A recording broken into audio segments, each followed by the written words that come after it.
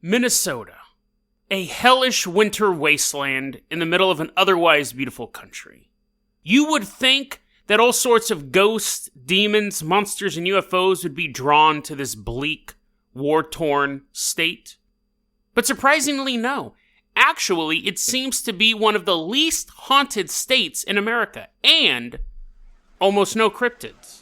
Why? Who knows? But I was able to dig up a few ghost stories, one of the most obscure cryptids I've ever covered, and yes, this is an interactive road trip today on Dead Rabbit Radio.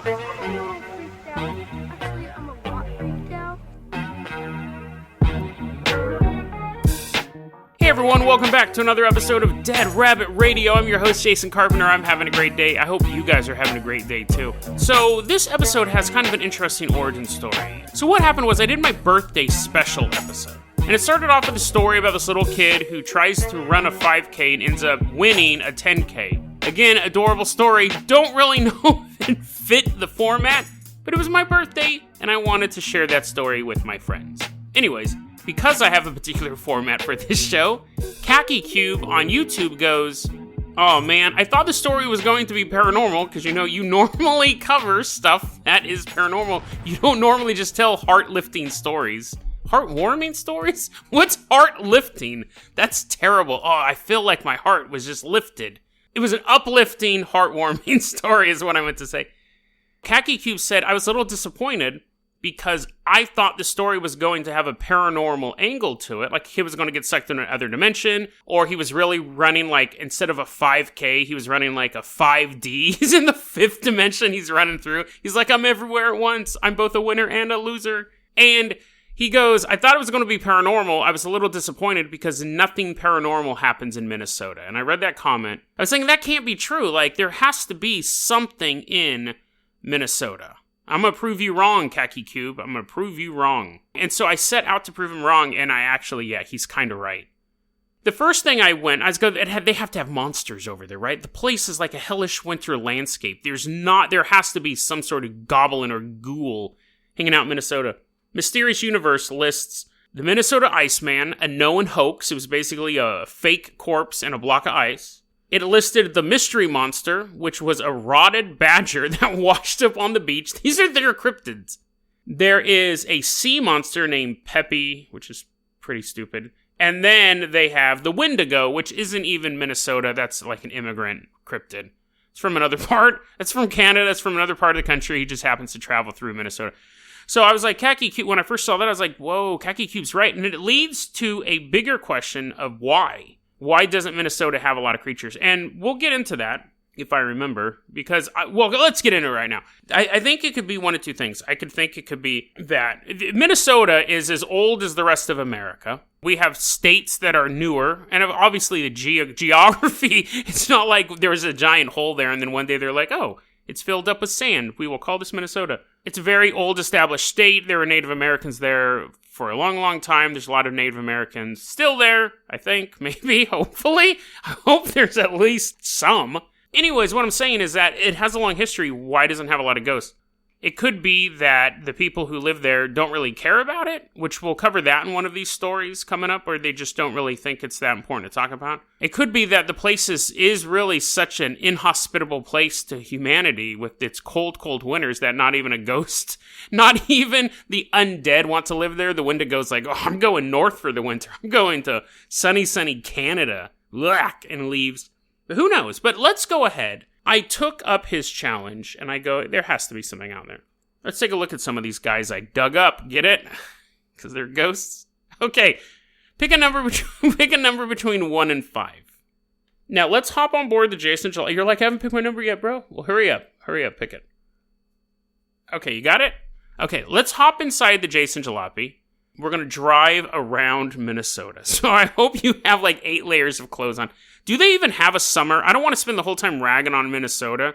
But whenever I hear about Minnesota, it's in conjunction with the twins, the famous Siamese twins that ran for governor.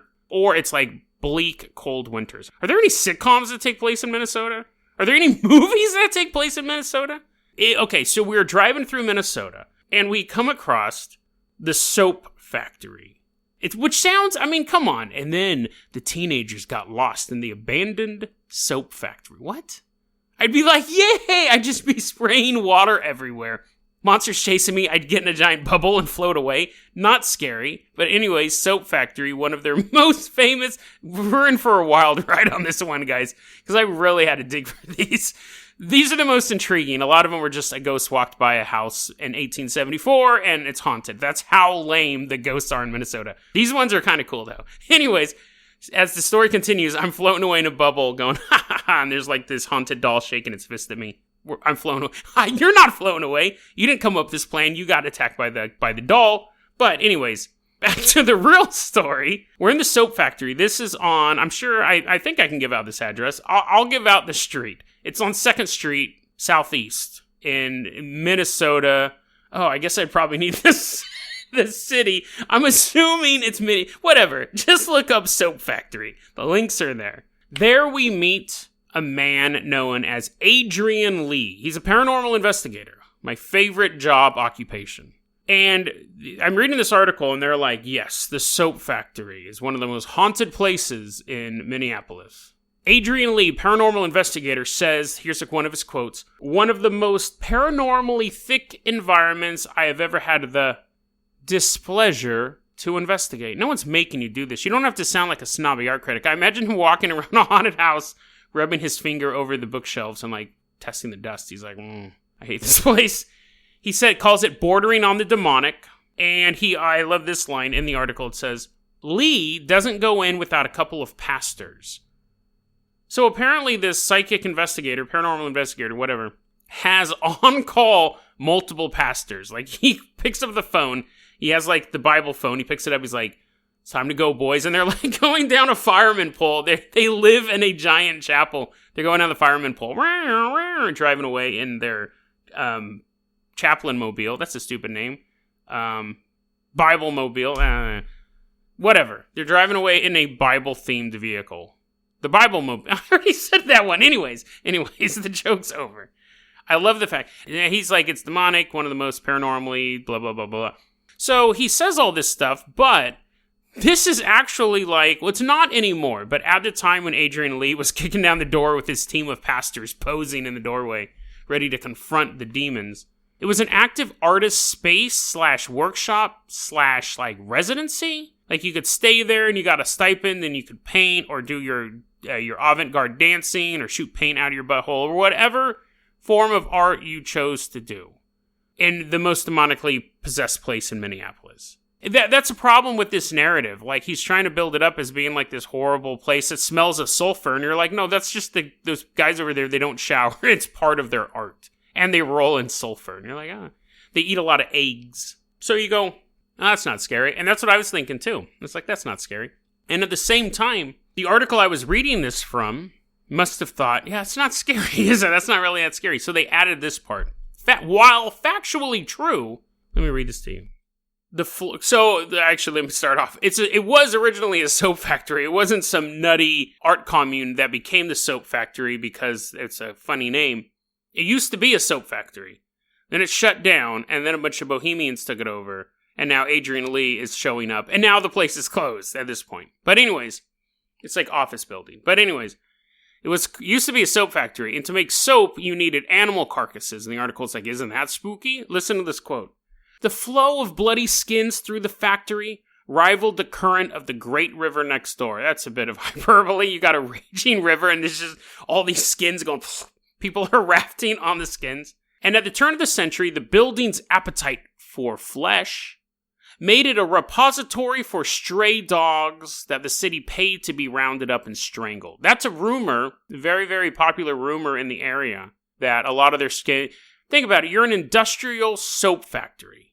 So you have orders that have to go out every single day. There's not enough stray dogs in the city to last more than a week or two. If that. Like, they're obviously ordering animal hides from slaughterhouses. They're not sitting around and they'll be like, oh, Jared doesn't get back with those 1,000 dog skins. We're closed. And everyone's like freaking out. It was an industrial scale soap factory. But anyways, I'm sure a couple dogs ended up in there, but I don't think that was their bread and butter. Or bread and blutter. So anyways, And then it goes, because even that, the article knows that that's not a really good selling point. The article literally says after that sentence, not gruesome enough for you? Consider then that before the warehouse was built, the site was home to a small business that produced artificial limbs for soldiers wounded in the Civil War. That's some creepy stuff. I'm like, what? No, that's quite noble. That's odd. When I walk by a guy with a prosthetic leg, I'm not like, where's his real leg? Is it a ghost somewhere? And if I worked for a factory that made metal hands and legs, I wouldn't be like, oh, I wouldn't be scared. I'd be like, I'm doing a good thing. I'm doing something for people who lost their limbs fighting for the nation. It was the Civil War. It wasn't like some lame war that happened. It wasn't like some French Indian War or whatever. It was the Civil War, the defining war in American history. Anyways, history lesson's over. So you're walking through the soap factory. I'm floating in my bubble. I'm still in my bubble. You're like, damn it, Jason. Doll's chasing you everywhere. I'm floating up in the bubble. You're looking for a pin and a straw to shoot it down. I'm like, hee. I hit all the pins. I have them all with me. I'm holding all of these pins in my hands. And I go, if you picked number 4, you're like, oh, I forgot we're doing this gimmick. I'm like, yes, we are doing this gimmick. If you picked number 4, this is your resting place forever. A place, and you have to live through all stages of it. So first off, you start off as a noble handyman, and you get to build the first cybernetic arm for George Washington's great uncle, who was still alive during the Civil War. Wait, no, it'd be his great ancestor. Anyways, you're able to build him a robot arm, and you're like, this is a cool fate. But then you flash forward to the soap factory days, but you're the dog, and you're running through a sea of skin and flesh, and you're like trying to hide under all the flesh as meaty Minnesotan hands reach through the flesh trying to grab your fur, and you're all scared, and that's dark. Okay, let's get out of that one. You're like disappointed in me. Even the doll's looking up at me in the bubble and being like, dude, that's too dark. Okay, and now the worst fate of all. You're a struggling artist sitting in an abandoned soap factory trying to paint something. And you're trying to hit the brush against the easel. Not the easel. You're trying to hit the brush. That's why you fail at your art. Because you don't have a canvas. Anyways, you get a canvas. You realize your mistake. You go get a canvas. But as you're painting on the canvas, you see a little bloody paw print appear on the painting. You're like, that's not scary. The little bloody paw print goes away. And you're like, aw. And then, from behind you, you smell sulfur. And you turn around and you think it's just your buddy Jake. But it's a dark cloud. And you suck it up. And then you become a famous artist, the most famous artist to ever come out of the soap factory. You've never thought you could be this famous. But it's really the demon in control of your body. And you're just a witness to all of the fame and all of the luxuries and all of the horrible things he does with your body late at night. How long is this episode run so far? Oh, jeez. Okay, so let's go ahead and move on to the next one. We gotta blow through this here. What's the next one? Jeez, that took forever. Hop back in the car. We're going to First Avenue, so I think it's nearby. We're going to First Avenue. There's a place called the Danceteria. We're going to the Danceteria. The Danceteria is not a cafeteria full of dancing. It's actually a dance club, the Danceteria. Now, I don't know if that's what it's called now. I think actually it's called something a little more hip. I think it's called First Avenue. But anyways, used to be a Danceteria. Maybe it still is. I don't know. Anyways, back a long time ago, super specific. It was World War II. Everything was swinging and jazzing, and a young, beautiful woman was in love with a dude. That dude loved her back, and they kissed, and they held hands, and then he goes, I have to go fight World War II. And she's like, what? And she's not really up on current events. She had no idea. So he sat down and he explained the rise of Nazi Germany and imperialism, and when they got to the Pearl Harbor part, she was totally like shocked. But anyways, eventually, after about an hour-long discussion on this thing, he's like, oh, by the way, I'm leaving right now. We could have been making whoopee, but I had to tell you about World War II. So anyways, he leaves, and she's like, I hope he comes back to me. Now, obviously, this is a ghost story, so you know that he's not. Because he doesn't. Now, he's not the ghost. This young woman, he dies during World War II. And she's like, I don't know why he died. And they're like, he died fighting for the country. And she's like, what? What do you mean fighting for the country? They had to explain it to her. But anyways, she's so heartbroken over the fact that her lover died due to unknown circumstances that she's at the danceteria where she loved to hang out, and she goes, I gotta kill myself. And what's weird is we've covered this on another story before, not this particular incident, but this same type of death. This young woman goes into the women's restroom, goes to the 5th stall, and hangs herself. How, and this is what I said in my original episode, how do you hang yourself in a bathroom? I understand how it's possible. You have to use your underwear to do it, and you just kind of lean over and choke. It's very, very painful, and it takes a long, long time, but it's possible. That's generally how people kill themselves in jail. When you hear someone hung in jail, they're not throwing an old-timey noose. Sometimes they'll use bed sheets and they'll wrap it around a bar. But it's the same thing. You basically put something around your neck and lean over. Don't do it. It's quite awful. But it's possible to kill yourself in a bathroom. I don't understand why you would do it in a bathroom. If someone said you have to kill yourself, I would kill myself in the most beautiful location ever. A movie theater showing Transformers 3. But I want to kill myself in a gross, disgusting place. Like, at least let me see the sunset. I don't want to hang myself, not only in a restroom, but a public restroom. Her last moments are thinking, someone really needs to clean that toilet. Ugh. Horrible. So, she does this. Now, if you go to this nightclub, and you go into the 5th stall, this is terrifying to me. This is honestly the scariest ghost. I think it's one of the scariest ghosts possible, other than a ghost under your bed sheets with you. Well, that could be kind of sexy, but going to the bathroom and looking up and seeing a full-bodied apparition standing in front of you. Because, for a couple reasons. One, you're going to the bathroom, and it's always creepy when someone's in there with you. Two, there's not a lot of room in a stall, so it's not like I'm in a graveyard and I'm looking at a ghost far away, I see the little light. Like, we're knee to knee, and I can't run without doing several actions. I gotta finish going poop, and then I'll probably have to poop more after seeing the ghost, but you have to finish. Wiping is optional in this situation, to be honest. Like, if there is a ghost in front of you, I'm not worried about whether or not my butt is going to itch 10 minutes from now.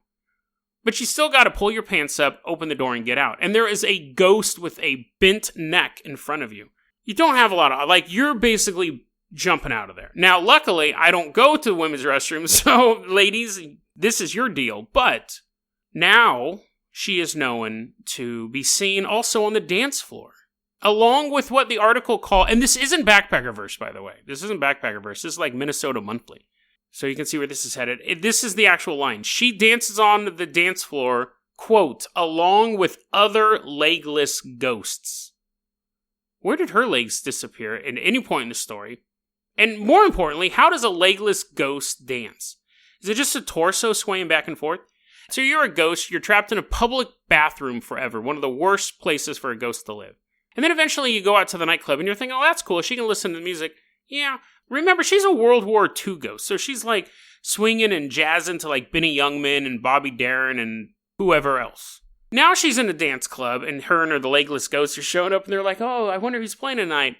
And it's 2019 and it'll be like, hey everyone, welcome, anal snot. And what are the if your musical tastes are pretty set, honestly. Like, people don't radically change musical tastes, especially after they're dead. So, if you chose number 3, you walk into the women's restroom, the lights flickering on and off. If you're a guy, this might be a little awkward, but you still gotta do it. You count the stalls, you go and you sit on the 5th one. Keeps going dark. And nothing happens. You're like, oh, that was interesting. You pull your pants up. Or, assuming you're a girl, what do girls do? Do they take their dresses off when they go to the bathroom? I guess they just lift them up. I guess not all women wear dresses. Anyways, if you have like a skirt that unzips, do you unzip your skirt and put it around your waist? What? I never even thought of that. Anyways, so the women do what they do. Men and some women put their pants back on. And you walk out of the bathroom. And then you encounter Slippy. Because there's also another ghost there. There's a staircase that descends down into the basement of the danceteria. There's a ghost down there named Slippy. And Slippy has a unique power among ghosts. A very, very rare power. Seen it a couple times. Slippy can manifest items into our world. So as you're walking down the stairs, you see a balloon bing, just appear in front of you. Slowly starts floating towards you. But as you go to leave the basement, the door slams, and the balloon just floats closer and closer and closer to you. And then pop! Everything is pitch black. And that is when you learn why so many ghosts have lost their legs. I'm making up this last part. This part's not true, but the balloon pops with such velocity, both of your legs explode off of your body. And for the rest of time, you have to just wiggle your torso in midair to the sweet, sweet sounds of terrible independent music. You're like, oh no, another Maroon 5 cover band. This is so horrible. I guess actually they wouldn't play there. They'd be at the state fair. But anyways, you're trapped in the danceteria. Okay, let's move on to... let's move on. Let us move on with this now extra long episode of Dead Rabbit Radio. I really got to stop doing these. I shoot for a half hour because I know how valuable your time is. I try to keep them short, but we've had a bad luck recently. Anyways, I'm having fun, so I hope you guys are having fun too. But we'll get back to our normal schedule because this episode, there's no way this episode's 30 minutes. So let's go ahead and hop back into Jason Jalopy. If you pick number 3, number 4, you guys are toast. One of you guys, what happened to the first one? I don't even remember. Second one got his legs exploded by a balloon. The first, Soap Factory. So anyways, you're trapped there. The rest of us hop into Jason Jalopy. We're driving to a place known as Gray Cloud Island. This is in eastern Minnesota. What's interesting about Gray Cloud Island, first off, not an island. It's not an island at all. I had to look it up on a map because I had a sneaking suspicion. I was reading these articles about Gray Cloud Island, and other than calling it Gray Cloud Island, they never specifically said, well, the island is situated. They never referred to it as an island. There is a strip of land, it's not super wide, but there is a strip of land connecting it to the mainland. Not an island. May have been at one point, but it's not anymore, so change it to Gray Cloud Peninsula. It has a ton of Native American burial mounds. This was a kind of a sacred spot for them. There's a bunch of burial mounds there. Now there's a giant, gravel factory, which people assume have just destroyed tons of archaeological stuff there. Bunch of bodies getting chewed up with the gravel. That's why when you're riding your bike super fast down the road and you just, flip off of it and you can't figure out why, that piece of gravel came from a haunted burial ground. It does have some interesting things, though. That's why I'm covering it. One, this would be an interesting game to play. I don't know how true it is. A couple people have stated this, but it seems like it could be some sort of optical thing. There's a row of 12 graves, and when you walk down the row and you count them, 1, 2, 3, 4, 5, 6, 7, 8, 9, 10, 11, 12, and then you turn and you walk back the other way, there's 13 gravestones. Now, obviously there's not, and I guess the 13th gravestone is supposed to be your gravestone or something like that, but obviously there's nothing paranormal going on there, because again, if it was, and it was that easily replicated, then it would be completely studied by science. They're there's a dimensional shift. Something appears when we turn around. It would be all over the news. But it's interesting because it's either completely made up, or it could be some sort of visual trick, where you don't see the 12th, you don't see the 13th gravestone when you're walking by originally, or it could just be a perspective thing. I think that's kind of interesting. But it has two things that I find really, really interesting, and that's why we're going to Gray Cloud Peninsula on this one. One, it has a population of about 300 people, and they hate ghost hunters, and this is considered a sacred area / full of ghost stories. But they don't want any ghost hunters. They run them right off their territory. The graveyard is locked down. You can't even go in the graveyard unless you are related to a dead person in the graveyard. No visitors allowed. That always makes me suspicious, because it would be an easy way to get that sweet, sweet tourist money by saying, yeah, we're haunted. You pay $5, you go to the haunted graveyard. It always makes me suspicious when people don't want to do that. But really the most consistent rumor about Gray Cloud Peninsula is the idea that it's run by the Ku Klux Klan or a satanic cult. It goes back and forth. But the real reason why these people are super secretive and they want to keep people off of their land isn't because they don't want a bunch of teenagers throwing beer cans at green lights floating by. So they're actively engaged in cult activity, or that's where the Ku Klux Klan of Minnesota hangs out to do whatever they do nowadays. I don't even know the Ku Klux Klan. It seems like such an archaic group. But anyways, that's the rumor going on right now. So people tell stories about being chased off by residents and having drones fly over their head, hiding in the bushes. And a lot of these people say, I went there to go see this green light, and then this white pickup truck started chasing me. Now, the white pickup truck that's like a common thing. If you go there for any amount of time, a white pickup truck starts following you around. Some people say it's security for the gravel company. Other people say it's the Klan or the cult. But a lot of these stories are out there of people like hiding in the bushes as like neighbors are looking for them. And they're like on radio. The one guy was saying he could hear a woman talking on a radio to somebody else being like, he was saying it sounded like she was looking for him and she was communicating her location to somebody else and all this stuff. So anyways, that's a myth that's going on. So, if you picked number 1, you're outside of the Jason Jalopy. You're standing in the middle of a giant gravel pit. You're like, there's no way I'm getting out of this. And you start trying to climb up, and gravel just keeps getting kicked out from underneath you. And you're like rolling down. After about 3 days, you finally crawl out. Actually, the next morning, the workers show up, and they're like, what are you doing at our workplace? And they help you out. But anyways, you still don't have a car. So you're walking around Great Cloud Island. And you see 12 gravestones. And you're like, this part's interesting. And you start walking and you count them. And when you count up to 12, you turn around. And now it's nighttime. Big moon in the sky.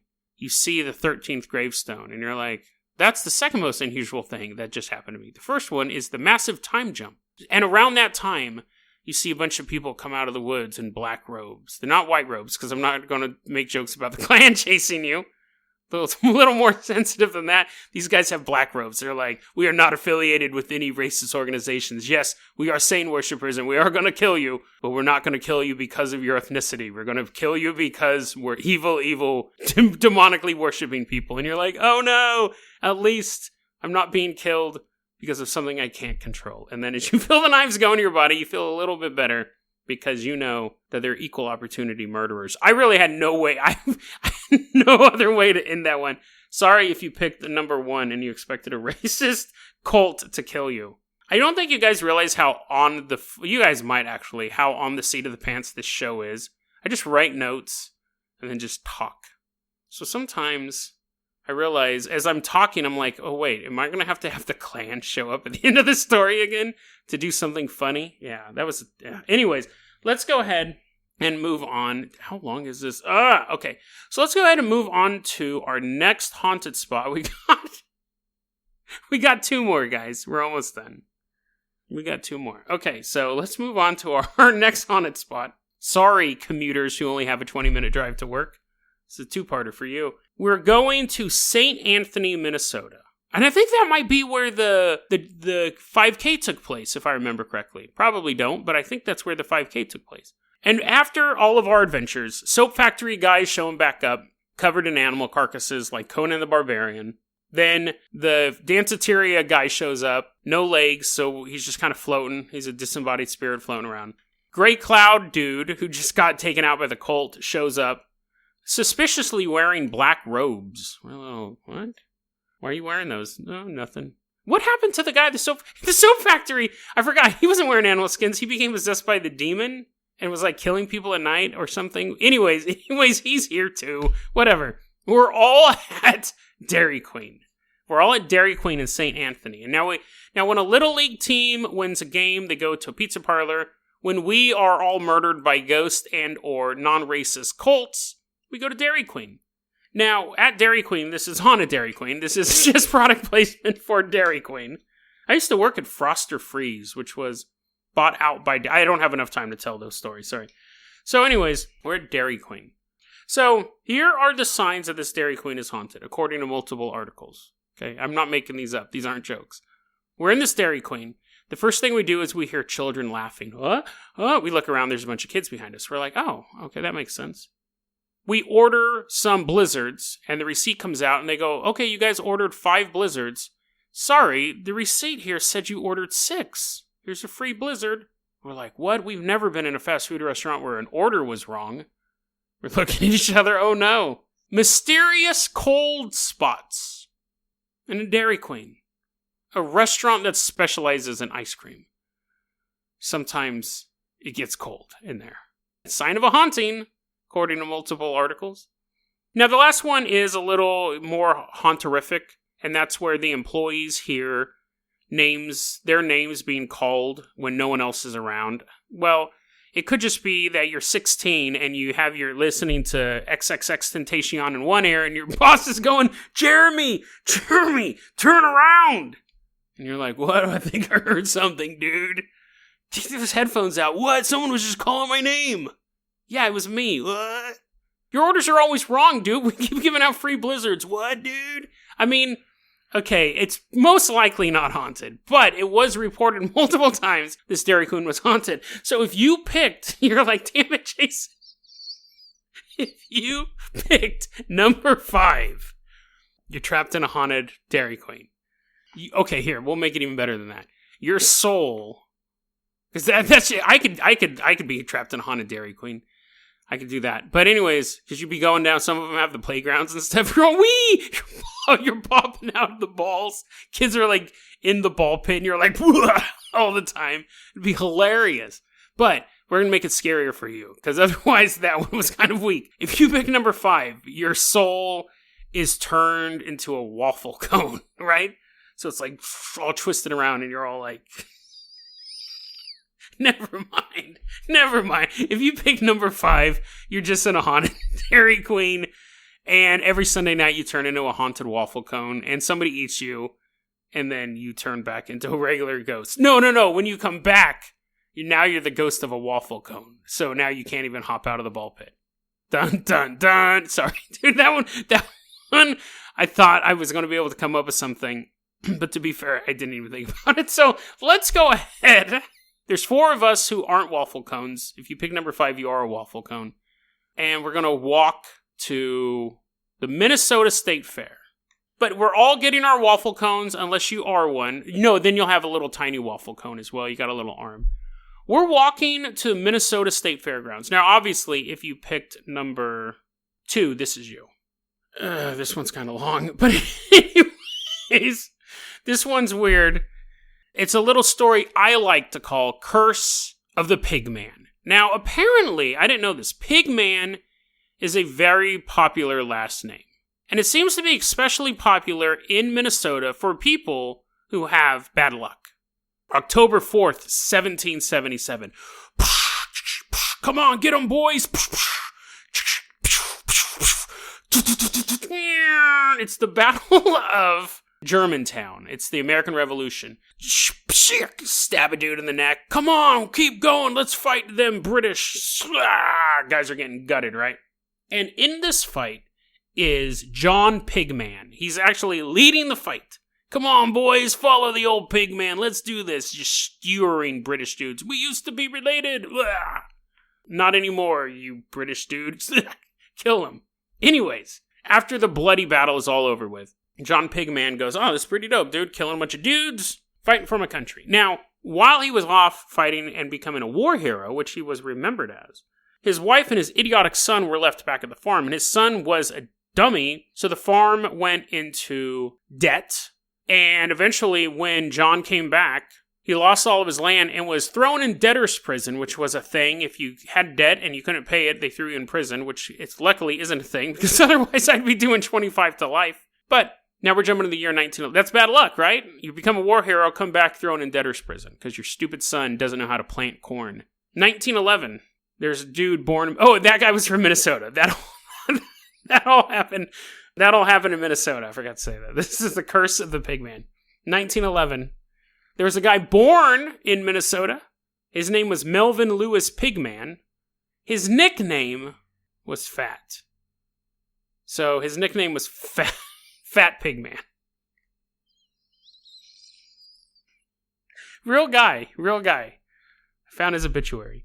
1924. You're like, Jason, is that really the only unlucky thing? If your nickname was Fat Pigman, that is about as unlucky as you can get. 1924. The curse of the Pigman strikes again. And trust me, I'm going somewhere with this. I'm just not going to talk about it. Anyways, just trust me. 1924. H.F. Pigman, which I'm pretty sure H.F. stands for high flying, because H.F. Pigman, he was a human daredevil. Sorry, no, I read that wrong. He was a daredevil human fly. So that's a guy who like climbs up buildings and stuff like that. Nowadays we call them human spiders. I guess he also probably flew. He might have had some sort of glider. But anyways, H.F. Pigman, I'll read this sentence. H.F. Pigman, a daredevil human fly, this is from an article, loses his grip in 1924. Loses his grip and falls 70 feet from the courthouse tower in Albert Lee.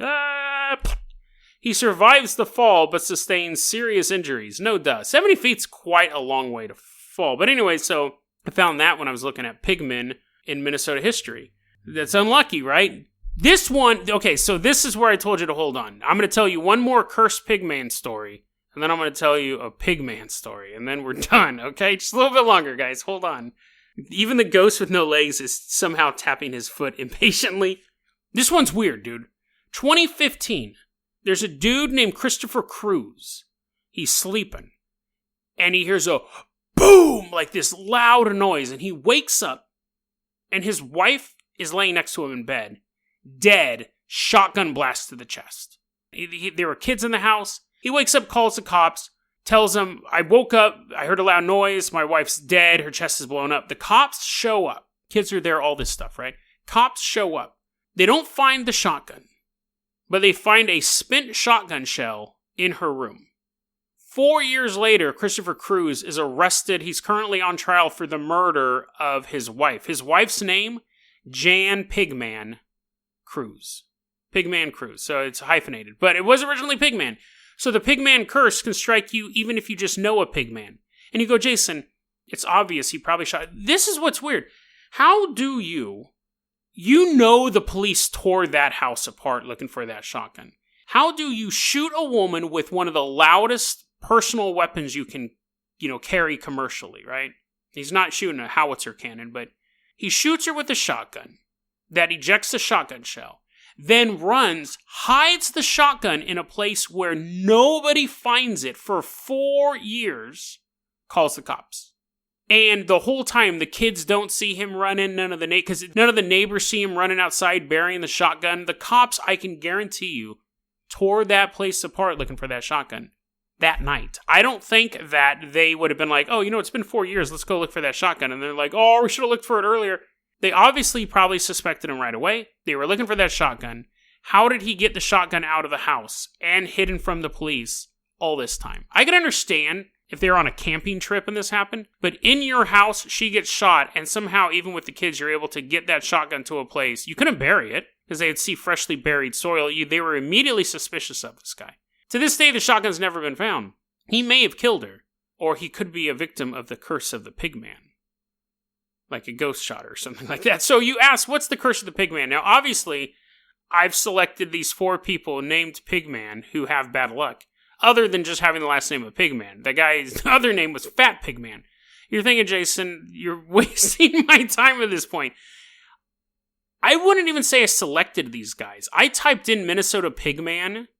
You're like, why? Get to that part. Hold on. I typed in Minnesota Pigman, and I found these just like right off the bat. People with the last name of Pigman seem to suffer terrible luck. So that is, in and of itself, a bizarre thing. Pigman people from Minnesota suffer terrible luck. There might be great pigmen out there somewhere, but whatever. The reason why I typed in Minnesota Pigman, the reason why you picked the number you picked, which was number 2, was because when I was looking for ghosts and hauntings and cryptids, the reason why we went on this whole adventure that Khaki Cube sent us on was I found on this website. This is where it gets weird, guys. There's a website called hauntedplaces.org. And I'm just looking for this is when I'm first doing my research. I find this entry on Minnesota State Fairgrounds on hauntedplaces.org. This is what it says. The Minnesota State Fairgrounds, according to some, is haunted by a ghost pig, or half-human, half-pig, called the Pigman. Other reports say a brown bird that nests here is believed to be a reincarnation of Wayne Murray, the maintenance man who died here in 1986. And I read that and I go, I could care less about the brown bird. What? What? You see a brown bird, you're like, that's good old Wayne. Wayne used to fly around and chew up worms. That son of a gun. Still flapping his wings. Like, why is that? What the hell is this Minnesota Pigman?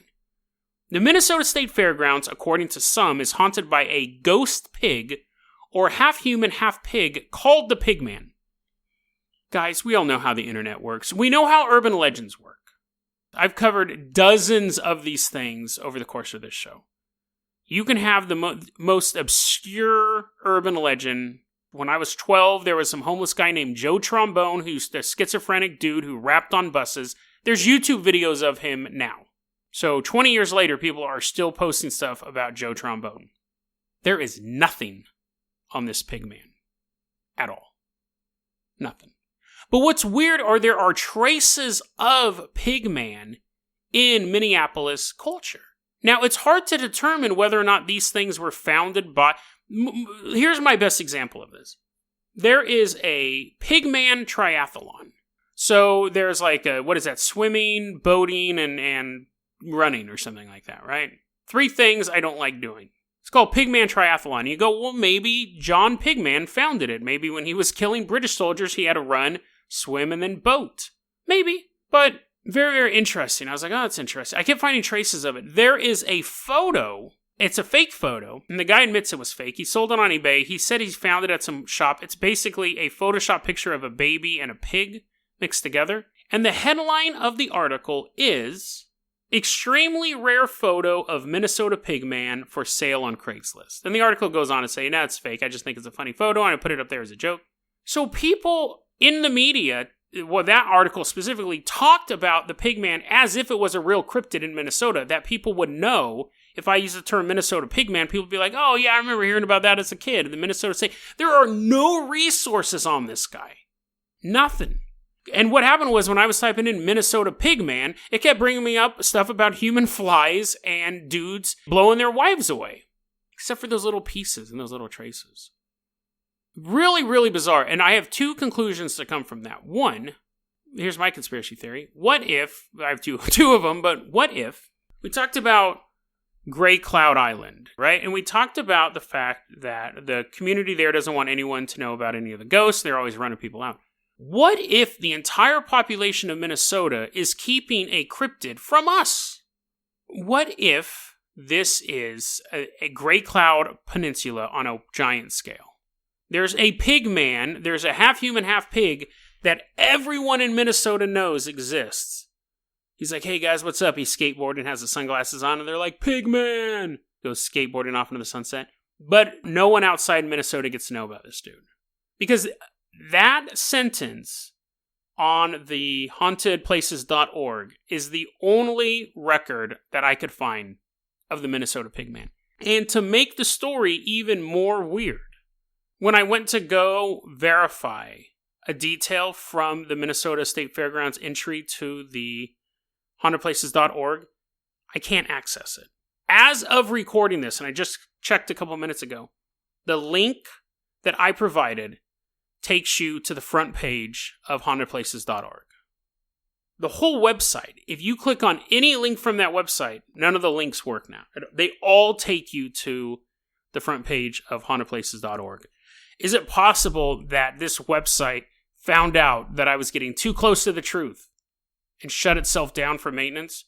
No, it is not possible at all. That is completely paranoid delusion. I do think it is weird timing, though. I think it's 100% a coincidence, but it is odd. I am curious that if, when the website gets fixed, that you can go to the website, you just can't visit any of their entries. I will be curious that when the website gets fixed, if Minnesota Pigman is still there. But that is not it. I have something more to go on, because I'm looking up Pigman. An article came up about these dudes in China or Ireland or something like that, trying to make a half-human, half-pig. Now, not to release at the Minnesota State Fair, but so a pig can grow human organs, you can take the organs out and put it in a human. Groundbreaking if it's possible. But remember, I'm looking for the term Minnesota Pigman. I find this in... oh wait, never mind. It wasn't in China or Ireland. It was in La Jolla, or is it La Jolla, California? I think it's La Jolla. Anyways, this was in the article. Professor Daniel Gary, a cardiologist and head of a different chimera? It's the term where you take 2 animals and stick them together. You basically take like a dove and a rat and just sew them together, but genetically. Professor Daniel Gary, a cardiologist and head of a different chimera project at the University of Minnesota, said this is a significant advance that raises opportunities and ethical questions as well. Gary said that the rapid progress in chimera research had prompted a range of troubling questions, including whether the progeny would look more human or more pig. What would happen if a chimera had a human thought, and whether it was possible for the human cells to cannibalize the pig embryo, resulting in a mostly human, slightly pig offspring. So what? This guy's talking about pigs. He's talking about pig people. Jason, why are you giving this guy... University of Minnesota. I go, oh, he's also working on doing this chimera project. I wonder what he's working on. Is he also working on a pig, half human, half pig thing? There is no mention. This guy really does exist, because I had to look him up too, but there is absolutely no mention what he's working on at all. Even though this article states he's working on a different chimera project. But I couldn't, and I looked all over for this guy. He did not say, I'm working on like a half giraffe, half lizard, or nothing like that. We just know that this guy in Minnesota is working on a different chimera project, but has enough information about how it works that he can adequately explain the possible outcomes for a human pig. Is he also working on a human-pig hybrid? Has he crafted and created a human-pig hybrid? Is the Pigman... There's two questions here. One, is the Pigman a real urban legend? And then two, is the Pigman real? Normally with cryptids, it's always the first question. We know the urban legend's real because we've heard the story. We know about Bigfoot, Mothman, Melonheads. We heard about all these guys before. So the fact there's so many resources on it, we know it's not just one guy telling the story. It's not your uncle being like, hey, did you hear about Pigman walking down the street? Like, you know it's an urban legend. That's normally not in question. I don't think I've ever questioned whether or not the story itself was actually even being told. Factually, whether or not it's real is different. We're actually questioning whether or not the legend exists. Whether or not anyone else has ever heard the story of the Pigman, other than this 2 sentences on this website that's down right now. But then we find all this other the Pigman Triathlon and the Minnesota Pigman news article and stuff like that. So, and the Minnesota Pigman news article, I should say, doesn't say, everyone knows who the Pigman is. He's that cryptid running around Minnesota. It just is like, oh, here's a photo of a weird-looking pig. Minnesota Pigman. It almost assumes that you have a working knowledge of this cryptid. So if you picked number 2, you wake up in a laboratory one day, and you're in a cage. You're all hunched over in a big old human cage. And you see other people in their own cages, and they have little hooves for hands, and you're like, uh-oh, this isn't going to be good. And you get unhooked from the cage. They open the door. They need to oil the cage. It's not a really well-funded laboratory. And they make you get out, and they're like, come on. And they take you to a laboratory, and they have a giant needle. And you see in the liquid, you see little pig fetuses, right? Little pig fetuses floating around in the vial, in the amniotic fluid, and they inject it into your veins. You're like, ah. And then you look down at your hands, and you have hoof hands. You're like, no. And then, this is so... I'm just listing stuff at this point. Anyways, if you pick number 2, you're a half human, half pig. And you're like... see all these other pigs, they're getting like tags put on them, and they're like getting punched in the stomach. I don't know. There's bad stuff. Stuff you don't want to see happen to a sentient creature. And you're being led through the facility, and you're led to it's getting darker and darker and darker, and you're like, all you can do is go, you've lost the ability to speak, but you still have a human brain as your little pig feet are like kicking down the linoleum hallway. And it's really scary. And then you feel a little curly-Q tail stick out of your butt. And you're like, uh-oh. Transformation is almost complete. And you can't wait for the point where your human mind becomes as dumb as an animal's. So you don't have to contemplate the horrors that await you in this giant pig body. And that is when the door opens up. And you're let out. And you see, like, a giant, like, slaughterhouse. It's not the soap factory. That's on the other side of town. You see, like, a giant slaughterhouse, and you see a bunch of pigs going in it. And you're thinking, this is a really inefficient way to get pigs by turning people into pigs. But it's not about the meat. That's just the byproduct. The science is what they want. He explains that to you. He's like, bad pig. And then, as they're leading you to the slaughterhouse, and you're like starting to poop out pig poop because you're super, super scared, this old rickety truck pulls up. And some guy goes, nah, don't take him to the slaughterhouse. I got special plans for that pig. And you're like, uh-oh. I'd rather go to the slaughterhouse. But the dude picks you up. He throws you in the back of this pickup truck, and this dirty old farmer starts driving away with you. You still got a human mind, but you got the gross, gross pig body. And then he pulls up to his farm, and you hop out. And you're like, oh man, what's going to happen to me now? And then you see in the corner of the farmhouse, you see a little spider web, right? You see a little spider web. And you're like, what? That looks familiar. And the little spider comes down and goes, hi, I'm Charlotte. And then you live the life of Wilbur. Your name was Wilbur. That was the twist ending. You didn't know that, right? Your name was Wilbur. That you looked down, you had a name tag. And you are Charlotte's Web, dude. You're Wilbur the pig. Now, you may say, Jason, that's a happy ending. But if you remember the ending of Charlotte's Web, it's not, because you lose your best friend in the end. You say goodbye to Charlotte, and then all of her children abandon you, too. So whichever number you chose, you either got an ending with a violent death, or an ending with an emotional death, the death of your best spider friend, and then you got that gay rat Templeton annoying you for the rest of your life too. You got to worry about that. But so there we go, our journey. And now I'm floating around in that bubble again. I'm looking down at all of the victims of this story. I'm floating in the bubble. I go, so there we go, travelers. I hope you enjoyed these stories of Minnesota hauntings. Did you enjoy them? And you guys are like, yeah, I guess, yes. Can we get a ride home in the Jason Jalopy? Can we get the keys? And I'm like, no. You guys all have to stay in Minnesota. That is your true fate. Everyone, no! You are trapped in Minnesota forever. Even after the heat, death of the universe, you are trapped here in this hellscape known as Minnesota. So then I'm just floating away in my bubble. So I don't think I'm doing another multiple choice one for a while. Those take a long time. But deadrabbitradio@gmail.com is going to be our email address. You can also hit us up at facebook.com/deadrabbitradio. Twitter is @deadrabbitradio. Dead Rabbit Radio is the daily paranormal, conspiracy, and true crime podcast. You don't have to listen to it every day, but I'm glad you listened to it today. Have a great one, guys.